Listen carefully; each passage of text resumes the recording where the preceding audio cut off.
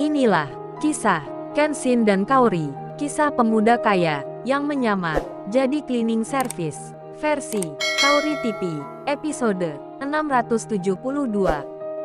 Andrea, cewek tomboy yang berkata, "Hei kamu yang di dalam mobil, cepat lu keluar, kagak tahu apa ada masalah di sini." Pakai ngumpet pura-pura nggak melihat. Andrea yang berpenampilan laki-laki itu bicara pada Kenshin.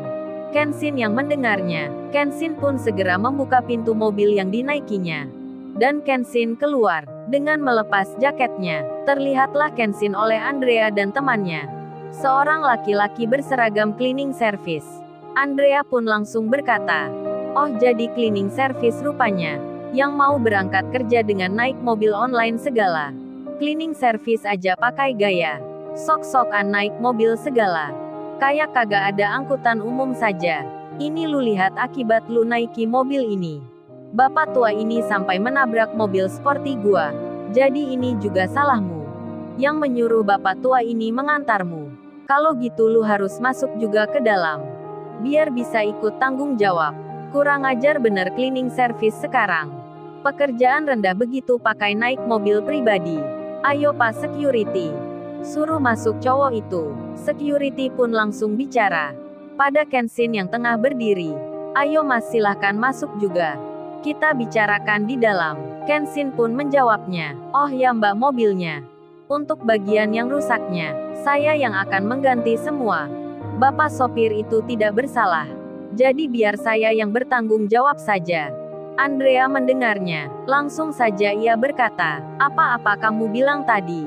Kamu mau mengganti kerusakan mobilku ini? Aku salah dengar atau kamu yang salah bicara?" "Oh ya, aku ini laki-laki tahu. Kagak lihat apa matamu? Penampilanku aja begini.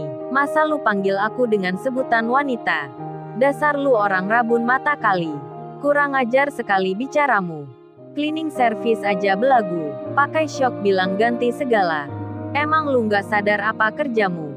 Andrea marah-marah. Merasa tersinggung dirinya, karena dipanggil layaknya wanita. Kenshin pun menjawabnya, "Oh ya, mata saya masih normal Mbak untuk melihat. Mbaknya ini kan seorang cewek. Masa cewek cantik saya harus panggil Mas segala? Kan saya entar dibilang orang nggak normal. Lagian saya berniat beneran untuk mengganti kerusakan mobilnya, dan lagi pula untuk soal itu. Nggak ada hubungannya dengan pekerjaan saya. Kalau kerja cleaning service memang kenapa? Asal bisa mengganti kerusakan itu kan juga nggak masalah." Kenshin bicara sambil tersenyum. Dan jawaban Kenshin tersebut malah membuat Andrea makin marah. Andrea pun berkata, "Lu ini sudah menantang gua ya? Benar-benar lu orang tak tahu diri rupanya.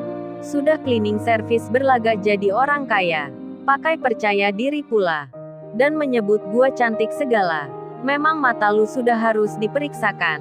Andrea pun lalu memerintahkan, "Hai Pak Security, cepat pegangi pemuda ini. Bawa masuk ke pos jaga. Kemudian interogasi. Barangkali dia bawa obat terlarang. Karena bicaranya tak jelas. Kalau benar itu langsung saja panggil polisi.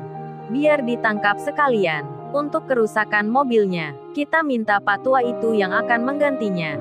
Dua orang security pun langsung menghampiri Kenshin. Kenshin diminta segera berjalan.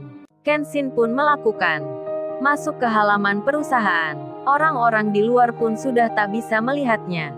Mereka hanya berkata dalam hatinya, "Kasihan Pak sopir tua tadi, yang diminta untuk mengganti kerusakan mobil mewah itu. Pasti beliau tak sanggup untuk mengganti." Hal itu menjadi pembicaraan bagi orang-orang yang melihatnya. Sedang saat ini, Kenshin diamankan bersama Pak Tarno. Kenshin pun bilang, "Sudah Pak, Bapak tenang saja. Kagak usah memikirkan masalah ini.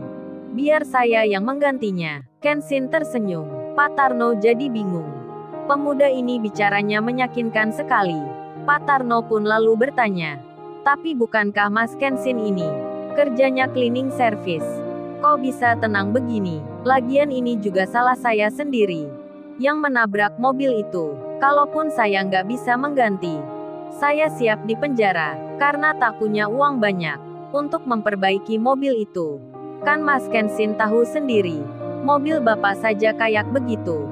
Kenshin menjawabnya. Oh Pak Tarno, nggak usah khawatir. Pak Tarno, tenang saja Pak, nggak usah dipikirkan. Kenshin tersenyum dengan santainya. Kemudian Andrea dan teman-teman kerjanya, yang tak lain pegawai bawahannya, mereka datang ke pos security. Andrea pun langsung bilang, "Hey lu cleaning service, lu lihat sendiri para pegawai di sini." Andrea pun memanggil nama Devi. Andrea itu bilang, "Hey Devi, gimana menurutmu gua? Hey Andik, gimana kamu melihatku? Dan kamu Anton, aku ini memangnya siapa?" Devi pun menjawabnya, "Oh ini Mas Andrea. Mas Andrea adalah anak yang punya perusahaan di sini. Mas Andrea salah seorang pimpinan." Andik pun juga berkata, "Benar itu Mas Andrea. Kita ini adalah pegawai bawahan Mas Andrea." Si Anton pun berkata pula, "Mas Andrea adalah orang nomor 2 setelah ayahnya. Mas Andrea seorang laki-laki yang tampan." Kenshin dan Pak Tarno mendengarnya. Andrea pun lalu bicara, "Nah gimana menurutmu cleaning service? Para pegawaiku ini memanggil aku siapa? Bukannya kamu dengar sendiri? Aku ini dipanggil Mas oleh mereka. Sekarang kamu tahu sendiri. Matamu itu perlu diperiksakan. Memanggil aku seorang wanita itu salah besar. Kurang ajar sekali kamu ini."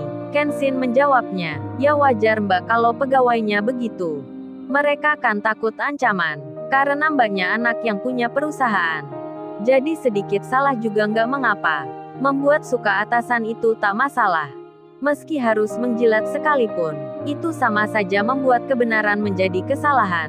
Kalau kayak gitu perusahaan ini bisa-bisa hancur. Karena punya pegawai yang suka menjilat atasan. Bagi saya tetap Mbaknya seorang wanita. Kalau Mbaknya pria terus mana ceweknya? Apa Mbaknya punya pacar seorang wanita?" Mak jelek-jelek jawaban Kenshin. Andrea langsung kaget jadinya, karena dalam dirinya belum berubah.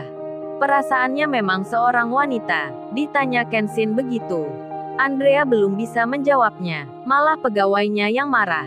Devi, Andik dan Anton berkata, "Kurang ajar sekali ya kamu cleaning service. Sudah bikin masalah menabrak mobil Mas Andrea, malah menuduh kita pegawai penjilat." Anton dan Andik pun melempar ballpoint ke Kenshin. Devi melempar buku juga ke Kenshin. Kenshin pun menangkapnya. Mereka sangat gregetan, ingin mengeroyok Kenshin. Security pun demikian. Jadi marah ke Kenshin.